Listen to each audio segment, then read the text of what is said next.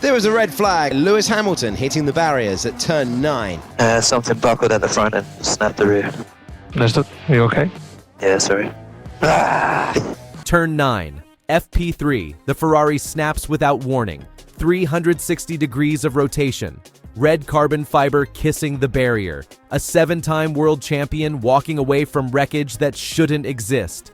Hours later, Hamilton are out. P16 eliminated in Q1 again for the 4th time in a row. This isn't just a bad weekend. Just didn't finish it. It's a shame to be pleased with P5, but They deserve better for sure.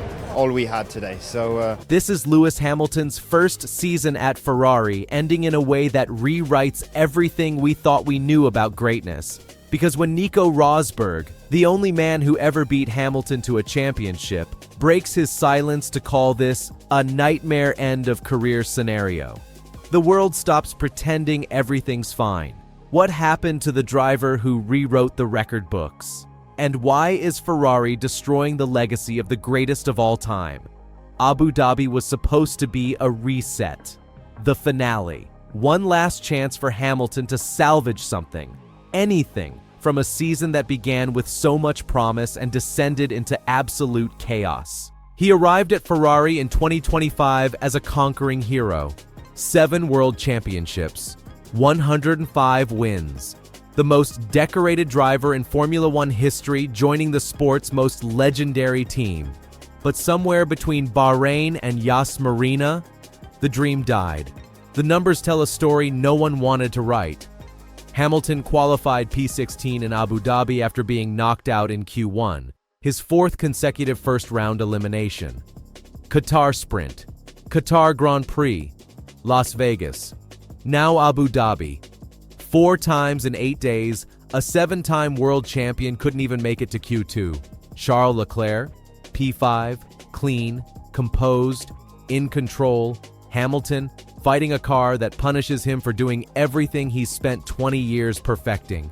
But that was just the start, because what happened in FP3 on Saturday morning revealed something far more terrifying than bad qualifying luck. It revealed a driver who no longer trusts the machine underneath him. Lap 14 of free practice 3. Hamilton accelerates into turn 9, a medium-speed right-hander that shouldn't challenge a driver of his caliber. The onboard shows everything. The SF25 bottoms violently. The rear suspension compresses. And in the microsecond it takes Hamilton to react, the car is already gone. Spin, impact, barrier, damage. Something buckled at the front and I lost the rear. Hamilton reports over the radio, his voice flat, resigned. Something buckled at the front and snapped the rear. Understood. Are you okay? Yeah, sorry. Like a man who's fought this battle too many times already. Ferrari's mechanics had 90 minutes to rebuild the car before qualifying. They made it work. But the crash cost Hamilton critical track time he desperately needed to understand a car that changes behavior corner to corner.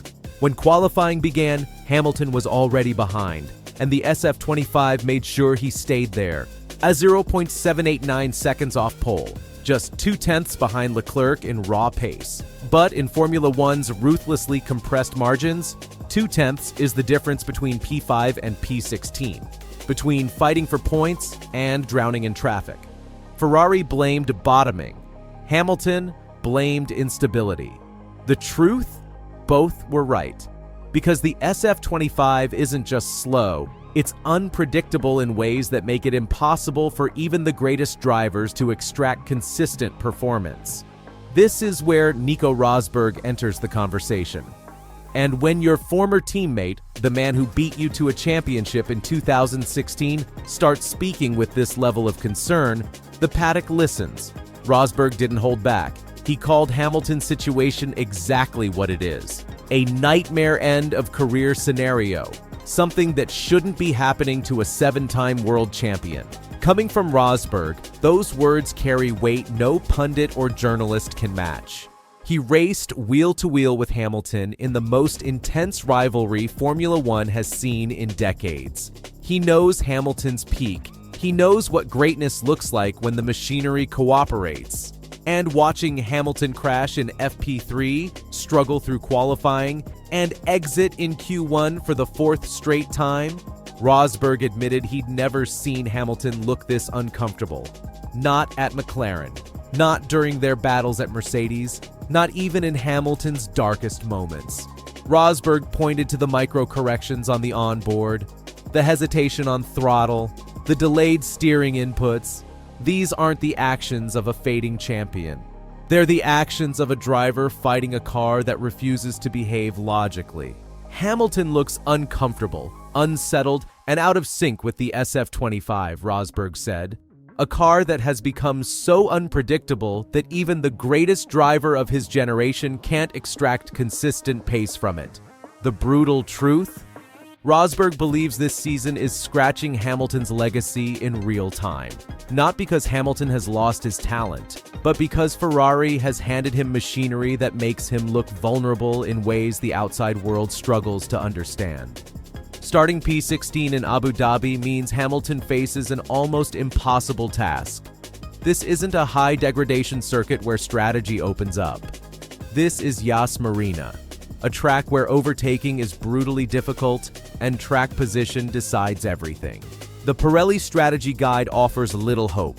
Most teams have chosen a one-stop approach, medium or soft to start, then hard tires to the flag.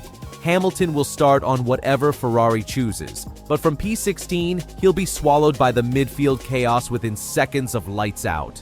No free air, no clean laps, no opportunity to show his true pace. Charles Leclerc starts P5 with a realistic shot at a podium if strategy falls his way. Hamilton, he'll be fighting cars he should never be racing. Haas, Williams, Sauber, just to salvage a single point. This is what Rosberg meant when he called it a nightmare scenario. Because the world isn't watching Hamilton battle for victories. They're watching him disappear into the pack, eliminated in Q1, making mistakes that seven-time world champions simply don't make.